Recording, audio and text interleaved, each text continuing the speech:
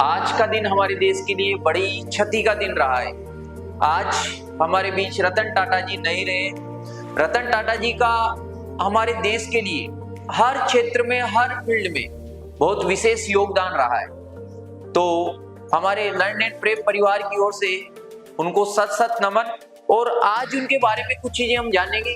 यहाँ पर एक लाइन आपने देखी, डूबती नैया पर सवार होने की का जोखिम कौन लेता है। जिंदगी में माय डियर, जो नैया डूबती है उस पर सवार होने का जोखिम कोई नहीं लेता। लेकिन आज हम एक बेहतरीन जबरदस्त शख्स की बात करने जा रहे हैं। लेकिन ये कहानी उस शख्स की है जिसका सामना हर मोड़ पर मुश्किल से हुआ है। जन्म तो काफी नामी परिवार में हुआ है। टाटा जी का जो जन्म हुआ था वो बड़े ही नामी परिवार में हुआ था। जन्म तो काफी नामी परिवार में, गुजरात के सूरत में रहने वाले कारोबारी परिवार में। लेकिन जन्म के बाद ही माता पिता में ऐसा विवाद हुआ कि दोनों अलग अलग हो गए और उनका पालन पोषण उनकी दादी जी के द्वारा किया गया और उनकी पढ़ाई विदेश में भी हुई है। तो बहुत सारी चीजें जिनके बारे में आज हम जानेंगे। लेकिन तब कारोबार शुरू करने की बात आई तो फिर कठिन हालात से गुजर रही कंपनी की जिम्मेदारी सौंप दी गई। यानी हर बार उन्होंने जिंदगी में बड़ी बड़ी जिम्मेदारियां उठाई है और जब उनको कंपनी की जिम्मेदारी सौंपी गई, ऐसे हालात में कंपनी की जो कंडीशन थी वो बहुत ही खराब कंडीशन में थी। लेकिन बचपन में ऐसे हालात का सामना करने की आदत यहाँ काम आई। बचपन में भी ऐसे हालातों का उन्होंने सामना करा है और वो कठिन काम जब बचपन में किया है, आज कंपनी को चलाने में वो चीज क्या आई है, काम आई है। तो बुरे हालातों से जिंदगी में हम कुछ ना कुछ सीख सकते हैं कि बुरे हालातों में जो काम हम कर रहे हैं वो कहीं ना कहीं हमारी लाइफ में क्या आते हैं, काम आते हैं। उससे मुंह मोड़ने की बजाय हंसकर मुकाबला किया और कंपनी को फायदे में ला दिया। उस काम से उन्होंने मुंह नहीं मोड़ा और उस काम से मुंह मोड़ने की बजाय उन्होंने उसका डटकर मुकाबला किया और कंपनी को बेनिफिट में लेकर आए, फायदे में लेकर आए। ये कहानी देश के महान बिजनेसमैन रतन टाटा की है। इनका पूरा नाम रतन नवल टाटा है। इनका जन्म 28 दिसंबर 1937 को सूरत में हुआ था। पिता का नाम नवल टाटा और माँ का नाम सोनू टाटा। बताया जाता है कि उसके माता पिता के बीच तलाक हो गया था, इसलिए उनका पालन पोषण उनकी दादी नवाज बाई टाटा ने किया था। रतन टाटा को उन्होंने गोद लिया था। इस तरह दत्तक पुत्र के रूप में उनकी परवरिश हुई थी। रतन टाटा के पिता ने सिमोन टाटा से दूसरी शादी की थी, इसलिए रतन टाटा का एक सौतेला भाई भी है जिसका नाम है नोएल टाटा। रतन टाटा ने शुरुआती पढ़ाई बंबई के एक नामी स्कूल से की थी। इसके अलावा अमेरिका में भी उनकी पढ़ाई हुई है और इंजीनियरिंग उन्होंने की पढ़ाई 1962 में की थी। आखिर में वह हार्वर्ड यूनिवर्सिटी से 1975 में एडवांस मैनेजमेंट प्रोग्राम किया था। तो बहुत सारी चीजें आज हम उनके बारे में जानने वाले हैं जिनसे आपको जिंदगी में कुछ ना कुछ सीखने मिलेगा। रतन टाटा जी का सक्सेस स्टोरी। रतन टाटा जी बिजनेस घराने से थे। पढ़ाई के बाद उन्हें साल 1971 में राष्ट्रीय रेडियो इलेक्ट्रॉनिक्स कंपनी नेल्को में प्रभारी निर्देशक में नियुक्त किया गया। जब उन्हें कमान सौंपी गई उस वक्त कंपनी बहुत ही बुरे दौर से गुजर रही थी। लेकिन इससे मुंह मोड़ने की बजाय रतन टाटा जी ने अपनी काबिलियत के दम पर नेल्को कंपनी को इस झटके से उबारा, बल्कि 20% तक हिस्सेदारी भी बढ़ाने में सफल रहे। तो जिंदगी में उनके ऐसे खतरनाक मोड़ आए, लेकिन इन खतरनाक मोड़ से वो जिंदगी में कभी भी घबराए नहीं। उसी तरह से हमें भी हमारी जिंदगी में छोटी मोटी असफलताओं से घबराना नहीं है। लगातार हमें मेहनत करना चाहिए और मेहनत करेंगे तो हम जिंदगी में आगे जरूर बढ़ेंगे।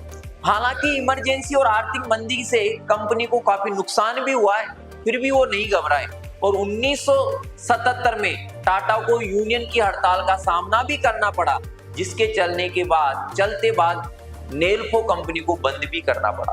वो कंपनी को बंद नहीं करना चाहते थे, लेकिन यूनियन के विरोध का सामना करने के कारण यहाँ पर उनको कंपनी को बंद भी करना पड़ा। तो ऐसे हालात हमारी जिंदगी में आ जाते हैं और इन हालातों से हमें घबराना नहीं है। रतन टाटा कंपनी लिस्ट, इनकी कंपनियों की अगर लिस्ट की हम बात करें, इसके कुछ महीने बाद ही रतन टाटा ने को कपड़ा मिल, इंप्रेस मिल की जिम्मेदारी दी गई। ये कंपनी उस समय घाटे में थी।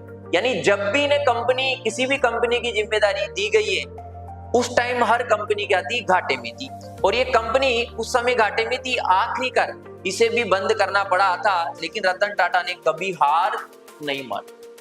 अगर जिंदगी में हम सफल होना चाहते हैं तो छोटी छोटी असफलताओं से हमें घबराना नहीं है। कहा जाता है कि रतन टाटा जी कंपनी बंद नहीं करना चाहते थे, लेकिन मजबूरी में फैसला लेना पड़ा था। अब भले ही जिन दो कंपनियों की कमान उन्हें दी गई थी उन्हें बंद करना पड़ा, लेकिन इस बीच रतन टाटा की काबिलियत उनका परिवार भी समझ चुका था। दो कंपनियों की उन्हें जिम्मेदारी दी गई और दोनों कंपनियां बंद भी हो चुकी थी, लेकिन दोनों कंपनियां बंद होने के बावजूद भी उनका परिवार उनकी काबिलियत को जान चुका था कि इनके अंदर क्या काबिलियत है और ये क्या कर सकते हैं। तो कभी कभी असफलताएं हमारी काबिलियत को निखारती है, हमारे अंदर क्या क्वालिटी है। हो सकता है जिंदगी में हम असफल हो, लेकिन किसी काम को जब हम करते हैं तो उस चीज का आइडिया लग जाता है कि हमारी कैपेसिटी कितनी है, हम किस काम को करने में कितने कैपेबल है। जितने बुरे हालात में भी उन्होंने कंपनी को काफी हद तक ऊपर उठाया था, उसे देखते हुए JRD टाटा ने साल 1981 में रतन टाटा को टाटा इंडस्ट्री का उत्तराधिकारी बनाने की क्या करी थी, घोषणा की थी। उस समय तक इनके पास ज्यादा अनुभव नहीं था, इसलिए विरोध भी हुआ। भाई जब इनको जिम्मेदारी दी गई, इनको ज्यादा अनुभव नहीं था और दो कंपनियां बंद हो चुकी थी और असफलता इन्हें मिल चुकी थी, फिर इनका विरोध हुआ। यानी ये उनके लिए मुश्किल का दौर था, लेकिन रतन टाटा को वाकई अनमोल रतन थे। उन्होंने हार नहीं मानी और आगे बढ़ते रहे। जिंदगी में कितनी ही तकलीफें आई, कितनी असफलता मिली, लेकिन उन्होंने कभी भी हार नहीं मानी और वो हमेशा जिंदगी में आगे बढ़ते रहे। तो यहाँ पर इन चीजों से हमें बहुत कुछ सीखने को मिलता है कि जिंदगी में हमें लगातार आगे बढ़ते रहना है। रतन टाटा के निर्देशन में कंपनी ने महंगी गाड़ियों में से एक जगुआर लैंड रोवर का अधिग्रहण भी किया और महंगे कारें भी बनाई। इस कार का आप नाम भी जानते होंगे, इसका अधिग्रहण भी किया है और हमारे देश में उन्होंने महंगी कार भी बनाई। साथ ही रतन टाटा ने दुनिया की सबसे सस्ती कार भी बनाई है। आप लोगों को जानकारी होगी कि उन्होंने सबसे सस्ती कार भी बनाई है, जिसके बारे में लोगों ने सोचा भी नहीं था। लोगों ने कभी ये भी नहीं सोचा होगा कि इतनी सस्ती कार भी बनाई जा सकती है, और ये करके दिखाया है रतन टाटा जी ने।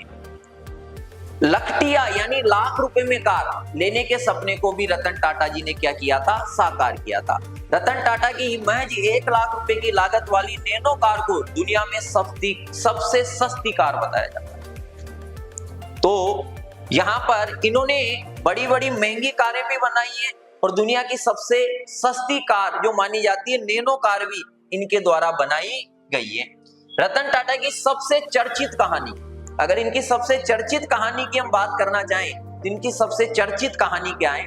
इस कहानी की शुरुआत होती है साल 1998 में। उस समय टाटा मोटर ने अपनी पहली पैसेंजर कार इंडिका बाजार में उतारी थी। ये रतन टाटा का ड्रीम प्रोजेक्ट कहा जाता है, लेकिन रतन टाटा ने जो सोचा था वैसा नहीं हुआ। टाटा मोटर्स घाटे में जाने लगी और आलम ये आ गया कि उन्होंने पहली बार कंपनी को बेचने का क्या किया, फैसला किया। कंपनी इतने घाटे में जा चुकी थी कि इंसान की सोच कहां पहुंच जाती है, कंपनी को बेचने तक पहुंच जाती है। कंपनी बेचने के लिए अमेरिका की कंपनी फोर्ड के पास गए। उस समय रतन टाटा और फोर्ड कंपनी के मालिक बिल फोर्ड के बीच घंटों देर तक मीटिंग हुई। रतन टाटा की हालत को देखकर बिल फोर्ड ने अच्छा व्यवहार नहीं किया, और जब बुरे दिन आते हैं तो ऐसी स्थिति में आपने कभी भी देखा होगा कोई भी व्यक्ति हमारे साथ अच्छा व्यवहार नहीं करता है, लेकिन ऐसी स्थिति में हमें घबराना नहीं है। इन चीजों से हमें सीखना है। फोर्ड ने यहां तक यह भी कह दिया था कि जिस कारोबार के बारे में आपको जानकारी नहीं है उसमें इतना पैसा क्यों लगा दिया।